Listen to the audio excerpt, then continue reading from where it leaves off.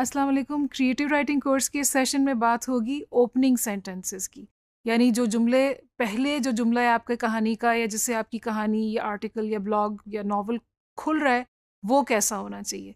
ज़ाहिर है वो इम्पॉर्टेंट है क्योंकि वो रीडर को ग्रिप करेगा। और जैसे कि फेसबुक वगैरह पे या ऑनलाइन जब हम चीज़ें डालते हैं तो हम कहते हैं उसकी आप हेडिंग या शुरू की इन्फॉर्मेशन या इंट्रोडक्शन ऐसा देते हैं जो क्लिक बेट हो, यानी ज़्यादा से ज़्यादा उसको लोग क्लिक करें और आपको क्लिक्स मिलें या व्यूज़ मिलें, तो आपकी चीज़ सक्सेसफुल होगी।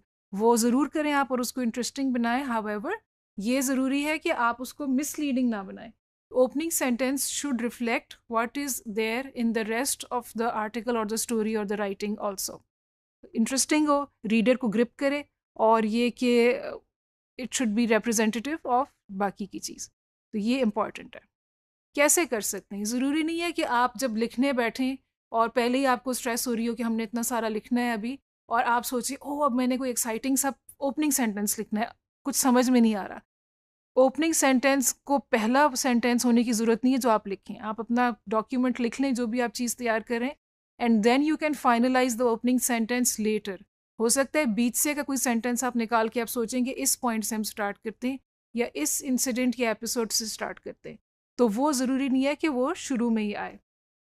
ये भी हो सकता है कि आप तय करें कि मैं कोई डिस्क्रिप्शन देने की बजाय किसी एक्शन के सीन से या किसी इंसिडेंट या एनेक्डोट के साथ अपनी कहानी स्टार्ट करूं, तो लोगों को एकदम से इंटरेस्ट होगा कि देखें इस कैरेक्टर के साथ आगे चल के क्या हुआ, और ये इस जो ये इंसिडेंट अभी है इससे पहले क्या हुआ।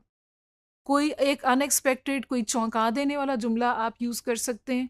और इसका कोई फिक्स्ड फॉर्मूला नहीं है। ज़रूरी नहीं है कि अगर जो किसी और राइटर के ओपनिंग सेंटेंस ने उनको कामयाबी दी है, जैसे चार्ल्स डिकेंस का जो ओपनिंग सेंटेंस था टेल ऑफ टू सिटीज़ का, ज़रूरी नहीं है कि आप उसी पैटर्न को फॉलो करें तो आपको भी कामयाबी हो। लेकिन ये कहने का मकसद ये है कि सब ने अपने अपने तरीके से और इंटरेस्टिंग और नए तरीक़ों से किया है, and you can try to do the same as well. कुछ सैम्पल्स देखते हैं। ये नॉवेल्स की ओपनिंग लाइंस हैं, इसके बाद पोएम्स की भी हम देखेंगे। जेन ऑस्टन की किताब है प्राइड एंड प्रेजुडिस, और ये उस ज़माने की ब्रिटिश ऑथर हैं जिस ज़माने में उनकी सोसाइटी कुछ कुछ हमारी सोसाइटी से मिलती जुलती होती थी, और वहाँ पे माओं को ज़्यादातर यही फिक्र होती थी कि बेटियों की शादी किस तरह से हो जाए। तो उसका ये एक जुमला है, it is a truth universally acknowledged that a single man in possession of a good Fortune must be in want of a wife. ये एक वालदा है जो 5 बेटियों की माँ है, और वो उनके जहन से ये दिखाया जा रहा है कि वो एक उनके मोहल्ले में या उनके नेबरहुड में कोई रईस शख्स आए हैं, और अब वो सोच रही हैं कि मैं इनकी अपनी बेटियों से शादी कैसे करा दूँ। And this is the opening sentence for that. उसके अलावा एक साई-फाई किताब है, साइंस फिक्शन की एक किताब है, डगलस एडम्स की, हिचनर्स गाइड टू द गैलेक्सी। उसमें उनका ओपनिंग सेंटेंस ज़रा सा लंबा है। हम वैसे तो कहते हैं कि जुमले छोटे होने चाहिए, लेकिन उन्होंने एक पावरफुल और लंबा जुमला दिया है। Let's see how it works. Far out in the uncharted backwaters of the unfashionable end of the western spiral arm of the galaxy lies a small, unregarded yellow sun. Now, when we think of the sun, हम सोचते हैं कि वो हमारे निज़ाम शमसी का मरकज़ी नुक्ता है, क्योंकि सारे प्लैनेट्स जो हैं वो सन के इर्द गिर्द घूमते हैं। लेकिन इसमें उन्होंने उसको कहा कि वो इधर से करके वेस्टर्न आर्म, निगलेक्टेड, अनरिगार्डेड साइड पे एक अनरिगार्डेड सन वहाँ पे पड़ा हुआ है उस गैलेक्सी में। So the reader is automatically interested कि वो बाकी की गैलेक्सी क्या है जिसमें सन जो है वो बेचारा कोई एक्स्ट्रा की तरह साइड पे है। I thought it was powerful and we should share this with you. Poetry की ओपनिंग लाइन्स भी इंटरेस्टिंग हो सकती हैं, जैसे कि ये टी.एस. एलियट जो हैं वो नोबेल प्राइज़ विनिंग पोइट है, उनकी पोइम में से ये लिया हुआ है। Let us go then, you and I, when the evening is spread out against the sky like a patient etherized upon a table. इसमें देखें, ये ओपनिंग जो 2-3 लाइंस हैं, इसमें एक सरप्राइज़ और शॉक का एलिमेंट है। शुरू में लगता है कि बड़ा कोई प्लेजेंट एटमॉस्फेयर है और कोई बड़ी रोमांटिक बात होने लगी है, लेकिन वो एक मेटाफर जो यूज़ करते हैं, मिसाल फिर उन्होंने ये दी है कि इट्स लाइक अ पेशेंट जिसको कि बेहोश करके ऑपरेशन टेबल पर शायद डॉक्टर ने रखा हुआ है, लिटाया हुआ है या वो किया हुआ है। तो इस तरह से उसमें कॉन्ट्रास्ट से और सरप्राइज से एक इंटरेस्ट क्रिएट किया है कि ये किस तरफ को जा रही है बात आगे, so that it's a hook for the reader.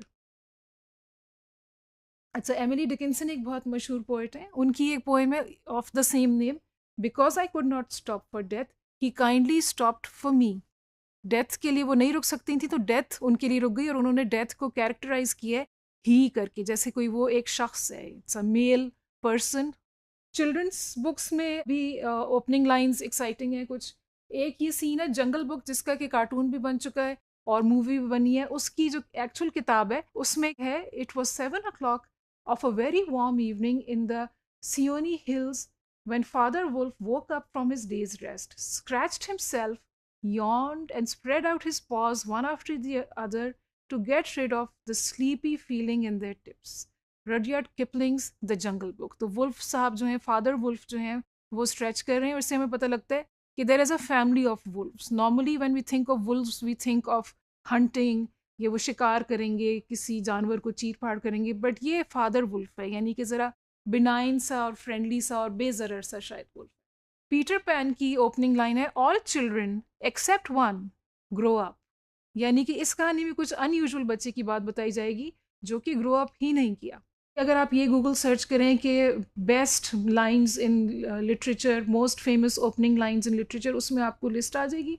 उनको आप पढ़ें आराम से और उसमें से अपनी मर्जी की लाइंस निकाल के उनको लिखिए अपने पास कहीं, और फिर उन पर गौर, सिर्फ कॉपी नहीं करना, आप देखें कि ये अच्छी क्यों लग रही है आपको, इसमें क्या फेवरेट आपकी बात है। जैसे जो साइंस फिक्शन वाला जो हमने शेयर किया आपके साथ, उसमें जो उनको सन को, जो उन्होंने आखिर में जो फ्रेज थी अनरिगार्डेड सन जो लिखा था, वो I would say that would be my favorite phrase.